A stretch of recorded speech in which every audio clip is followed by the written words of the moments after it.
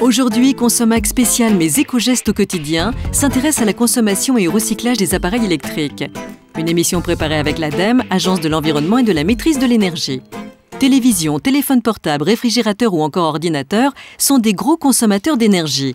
Ces appareils représentent non seulement une part importante de nos factures d'électricité, mais produisent 1,7 million de tonnes de déchets par an. Pourtant, il est possible de choisir, d'utiliser et de jeter ces appareils différemment en respectant l'environnement. Marche à suivre.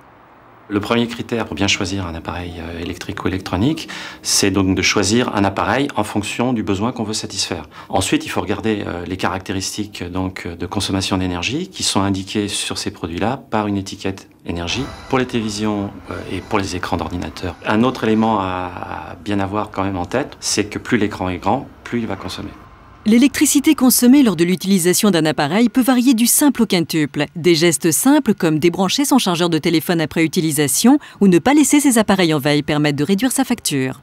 Il y a de plus en plus de consommation qu'on ne voit pas. Ce qu'on appelle donc des veilles cachées. Dès qu'on a une horloge qui donne l'heure, par exemple sur la cafetière, c'est une veille cachée. Là, on pense que les appareils sont éteints, mais ils continuent de consommer l'électricité.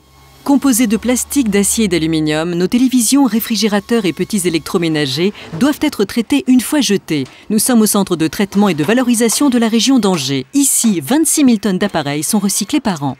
Tous les déchets qui sont traités sur ce site proviennent des ménages, donc soit via les collectivités, les déchetteries, soit des distributeurs de matériel grand public. Alors, les distributeurs sont dans l'obligation de reprendre, selon la règle du 1 pour 1, le vieil appareil lorsqu'ils vendent un nouvel appareil à leurs clients. N'oubliez pas, choisissez vos appareils électriques selon l'étiquette énergie. Évitez de laisser vos équipements en veille. Les appareils peuvent être recyclés, rapportez-les à la déchetterie ou en magasin lors d'un nouvel achat.